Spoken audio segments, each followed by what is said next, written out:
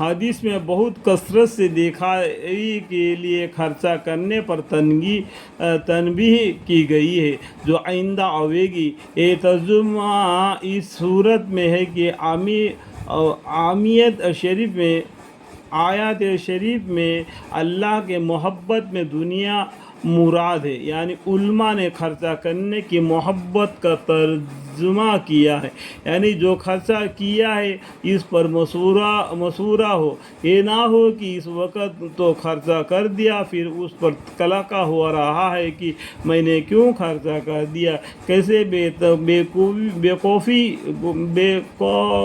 ہوئی، روپیہ کم ہو گیا وغیرہ وغیرہ، اس طریقے سے ندامت کرنا۔ اور اکثر علماء نے مال کی محبت کا ترجمہ کیا ہے، یعنی باوجود مال کی محبت کے موقع پر خرچہ کرے۔ ایک حدیث میں ہے کہ کسی شخص نے عرض کیا، یا رسول اللہ، مال کی محبت کے کیا مطلب ہے؟ مال سے تو ہر ایک کو محبت ہوتی ہے، اور حضور اقدس صلی اللہ علیہ وسلم نے فرمایا کہ جب تو مال خرچہ کرے تو اس وقت تیرا دل تیرے اپنی ضرورتیں جتائے اور اپنی حاجت کا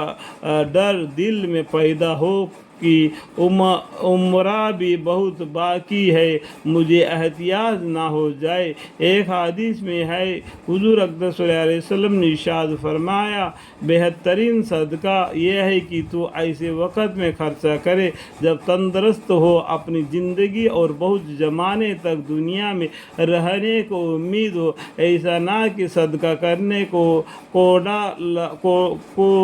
ڈالتا رہے یہاں تک کہ جب دم نکلنے لگے اور موت کے وقت قریب آ جائے تو کہنے لگے کہ اتنا فلانا کا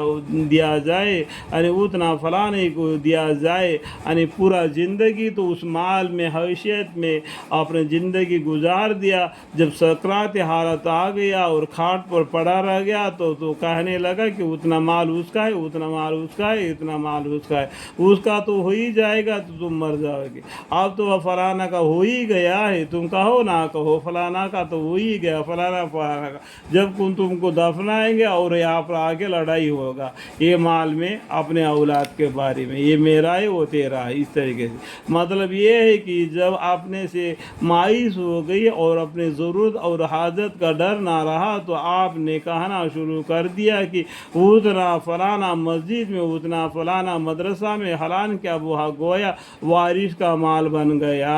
وہ ابھی کیا ہو گیا، وارث کا بن گیا۔ اب علماء کی دو کان پر نانا جی کی فتح ہے، ابھی کیا ہے، اب حلوائی کی دکان پر اب کیا ہے، پورا مال تو کما لیا، اپنے زندگی میں عیش و حسرت گزار دیا، جب سکرات حالت میں آ گیا تو یہ فلانا مسجد کا ہے، یہ فلانا مدرسہ کا ہے کہا دیا، تو یہ مال اور سب کچھ وارثوں کا بن گیا۔ اب کیا ہے، حلوائی کے دکان میں نانا جی کا فاتحہ ہے، تو خاندان والے کیا کریں گے، لڈو وغیرہ لا کے فاتحہ دے کے لوگوں کو بانٹیں گے، بس یہی رہ گیا اس کے پاس۔ جب تک اپنی ضرورتیں وابستہ تھی تب تو خرچہ کرنے کی توفیق نہ ہوئی، اب جس کو وہ دوسرے کے یعنی وارث کے پاس جانے لگا تو آپ کو اللہ کے واسطے دینے کا جزیہ پیدا ہوا۔ اس واسطے شریعت مطہرہ نے حکم دے دیا کہ مرتے وقت کا صدقہ 1/3 مال میں اثر کر سکتا ہے، 1/3 مال کا ہی اثر کر سکتا ہے، باقی مال وارثوں کا بن جاتا ہے۔ اور قرآن میں سورہ نساء میں پڑھیں گے تو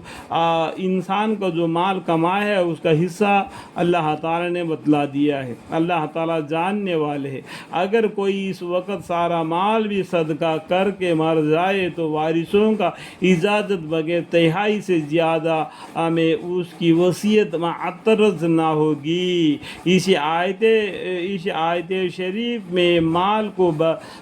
مال کو بیتامی ساکین وغیرہ پر خرچہ کرنے کو مستقل طور پر ذکر فرمایا ہے، اور آخر میں زکوٰۃ کا علیحدہ ذکر فرمایا ہے، جس سے معلوم ہوتا ہے کہ اخراجات زکوٰۃ کے علاوہ باقی مال میں سے ہے۔ اس کا بیان حدیث کے ذیل میں